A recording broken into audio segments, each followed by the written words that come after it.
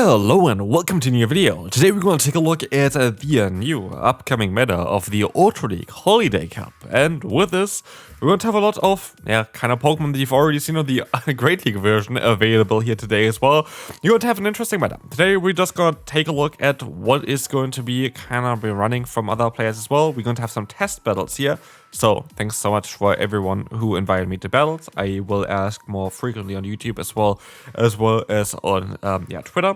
And so if you want to, of course, be also my friend list, which I can keep you all on now as well, finally, because they added more spots on the friend list, then feel free to, just follow here, follow me on X or Twitter, and then you have the chance, of course, to also participate in those videos. And I would be really happy about it as well, because at the end of the day, you allow me to do this type of content. So, if you want to be on my friend list, that's the easiest way of getting there. Otherwise, let's take a look here at the team that we have. We have quite a classic standard line. We're going to have the lead of Dusknoir, which is going to be our main priority here as an anti-fighter, as the opponent makes a ginormous mistake, underestimating the energy that I had already on my Dusknoir, allowing us now to easily win the battle.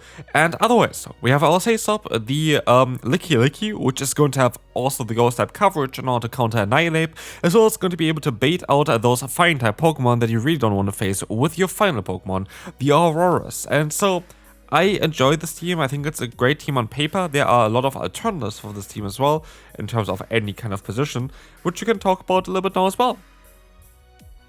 So what else can you run here basically? If you don't have those certain Pokemon, like for ghost types, there are a lot of different ones. You can even run your own Annihilate there, but like there are a lot of good ghost types for the Open Ultra League. You can just literally choose from any of them. For the Saysop, Licky is of course fine. You have also option of like Wall Rain, which got buffed this season. You have the option of Dudan Spells, which also I would want to run with a Body Slam. I think would be a cool Pokemon to take a look at as well. But of course, like this is going to be one of the main answers there. And then of course in the back as well, instead of Auroras, you can still go for the Wall Rain, but you also have the opportunity to go for some other Ice type Pokemon, like for example the Alolan Sandslash, which would do a very similar job. So as you can see, there is quite a lot of variety for this team, which I always kind of enjoy.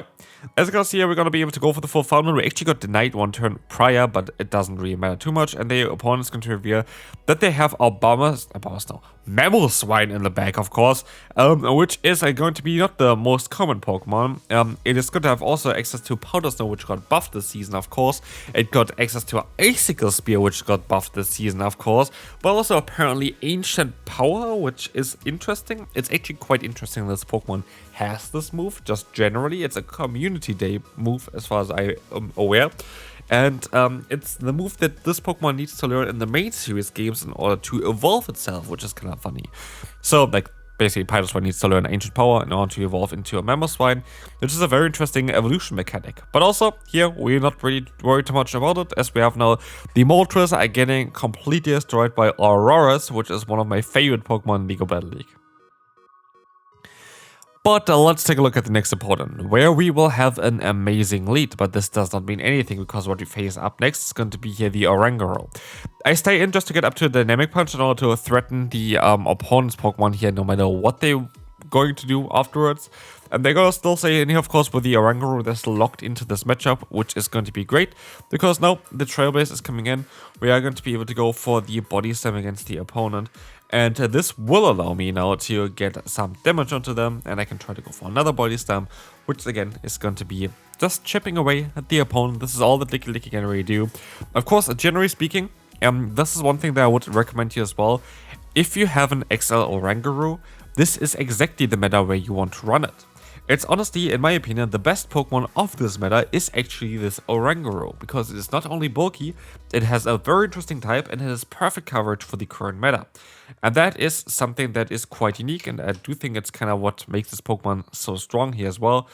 As you can see here, again, another Jellicent. Jellicent, for example, would really not appreciate to go up against something like the Oranguru, as Oranguru is super effective touch move coverage, as well as resisting the ghost type damage.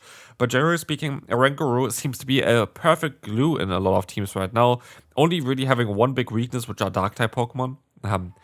Like there are other weaknesses to this Pokemon as well, like bug types or whatever, but dark types are like where you really struggle against because your fast move is also double resisted.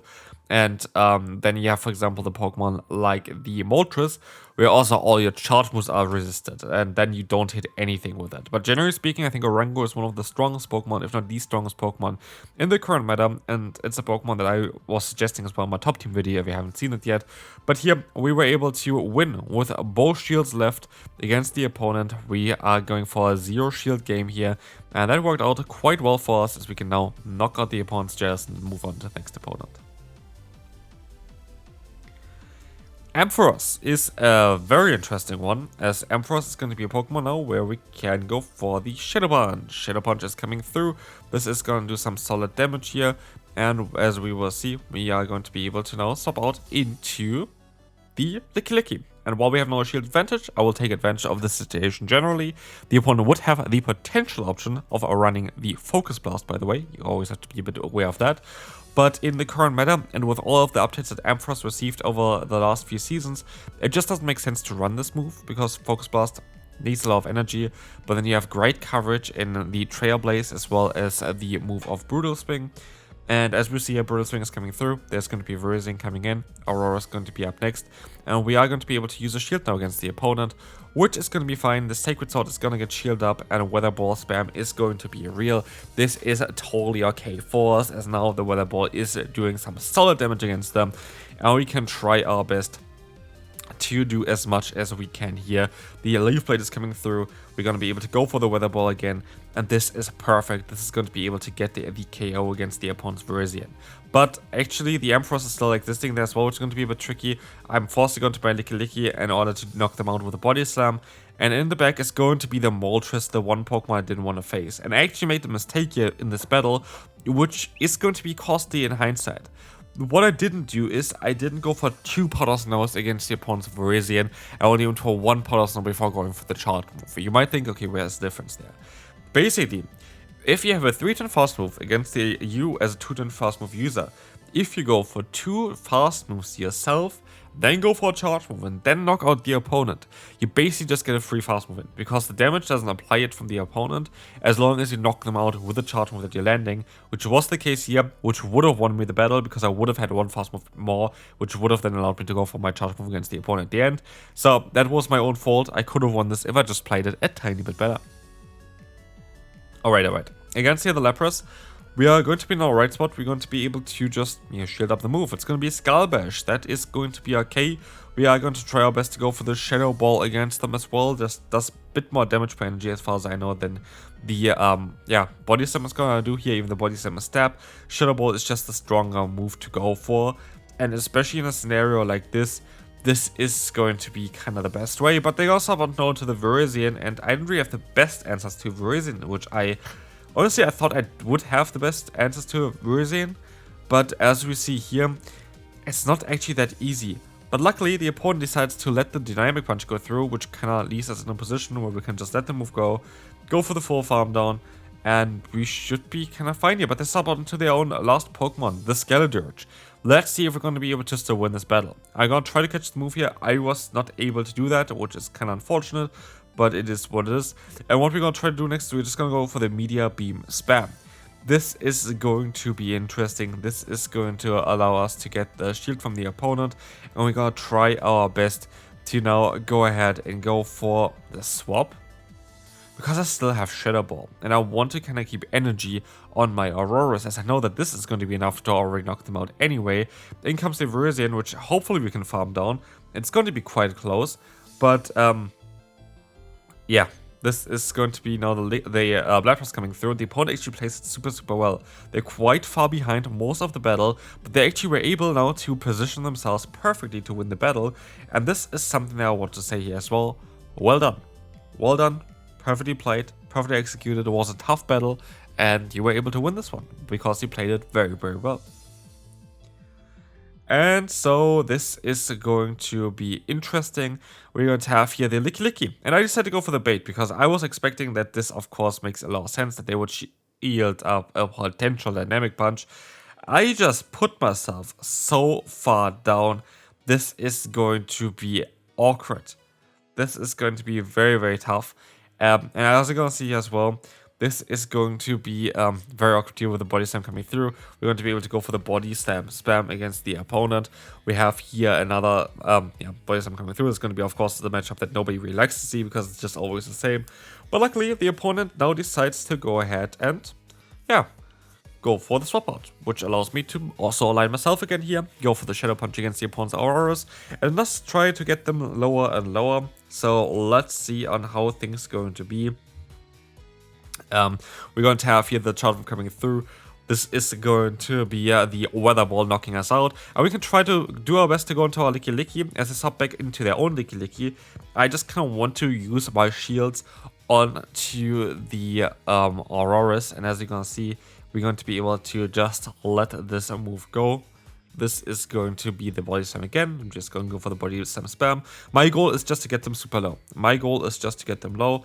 This is going to be interesting, as you're going to see as well. There's going to be the next body slam coming through. I swap out now and I try to get energy. Energy is my main way of winning this one. I let the move go, hoping it's just a body slam.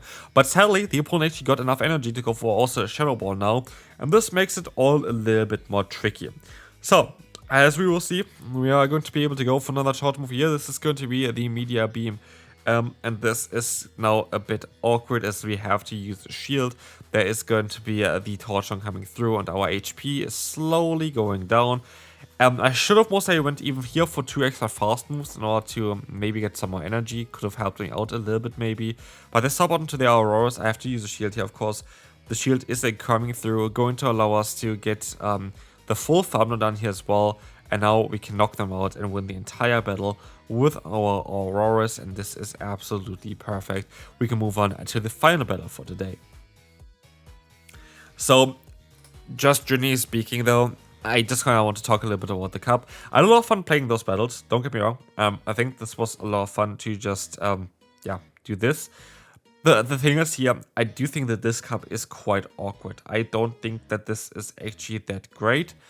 I don't really like this cup too much. I think it's just a worse version of the Great League version of it. I felt like at the end of the Great League version it was already a little bit awkward. So yeah, basically what I want to say with that is that I would rather play the Great League and that you are very likely not going to see a lot of content towards this cup specifically on this channel, because I think that this cup itself can be considered a little bit, I don't know, difficult. I don't know, like it's not that bad. It's like it's not horrible or whatever, but I think it's just very narrow in terms of team building, what you can do here.